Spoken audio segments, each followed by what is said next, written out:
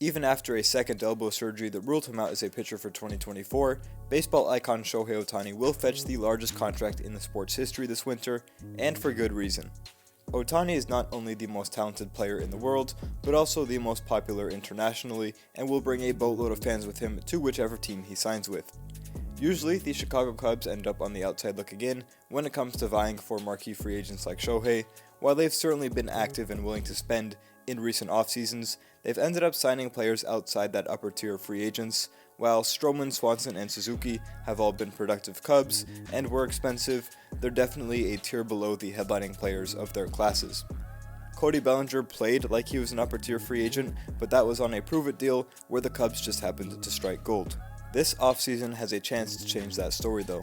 The Cubs have established themselves as the most aggressive team in the league so far, with their hiring of Craig Counsell to the largest managerial contract ever, replacing David Ross, who the team seemed to be fully behind as its manager of the future.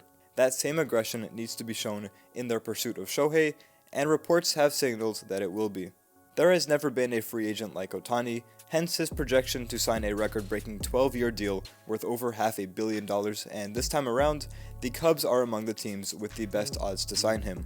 First of all, the dollars should not be an issue. It's been reported that Ohtani is looking more for the best fit over the most dollars, though I would imagine teams need to offer a certain amount to have their offer considered, and the Cubs should have no problem doing so. With Marcus Stroman's surprise opt-out and Jason Hayward as well as some other lesser contracts coming off the books, $51.9 million have been cleared for the Cubs to spend this winter, leaving them with a current 2024 projected payroll of $182 million. If they want to stay below the first luxury tax threshold, which is $237 million, they'll probably cap spending at $55 million in terms of 2024 salary. If Ohtani signed for 12 years worth $520 million, which is his projection on MLB trade rumors, the Cubs paying him $44 million per year will leave them with about $11 million to spend before hitting the first luxury tax threshold, which it's not like they actually need to stay under, but they will probably want to. The following season, the only player who should be getting any large raise in arbitration is Justin Steele, while the contracts of Kyle Hendricks, Drew Smyly, and Trey Mancini are coming off the books.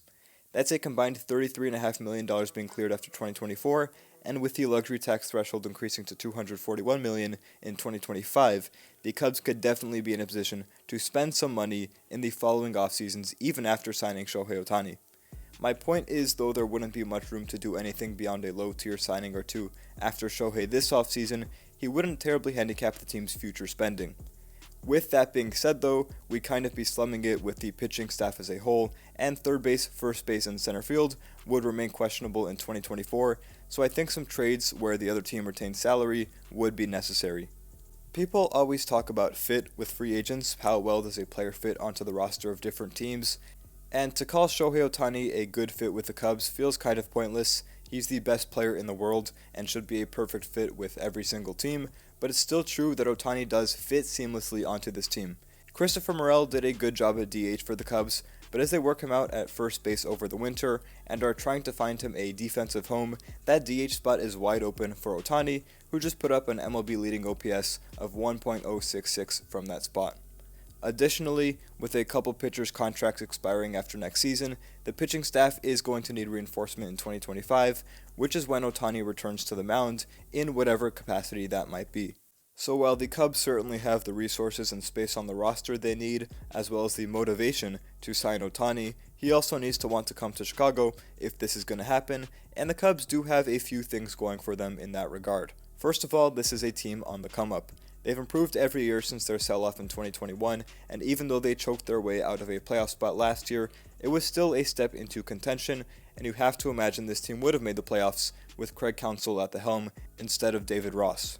Potentially losing Cody Bellinger hurts, but Ohtani would more than make up for that, and the future is bright with this team. They have one of the top farm systems in baseball, most of which has already reached AA.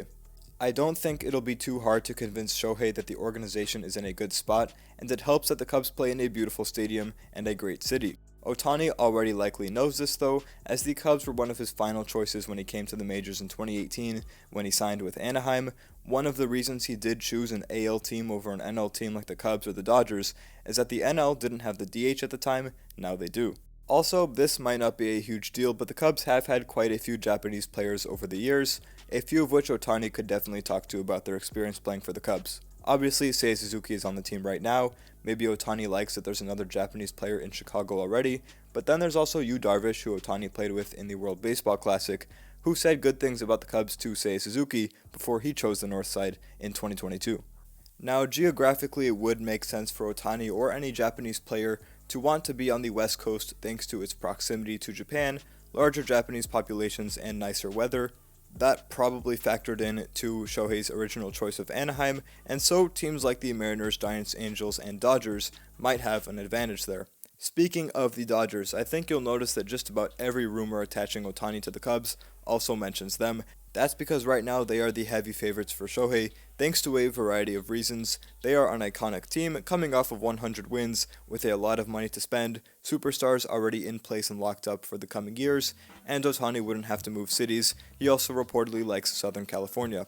Even if the Cubs are the most aggressive team, or like another report said, the Dodgers' greatest competition, they still have the best odds to land him easily, and we need to understand that it might be very hard for Jed and company to convince him that he should move almost across the country to a team that won 17 less games and hasn't made the playoffs since 2020, whereas the Dodgers are in the playoffs every year.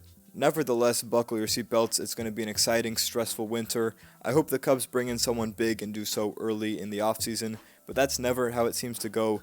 Let me know what you all think of Ohtani's chances of coming to the Cubs. I'll see you in the next one.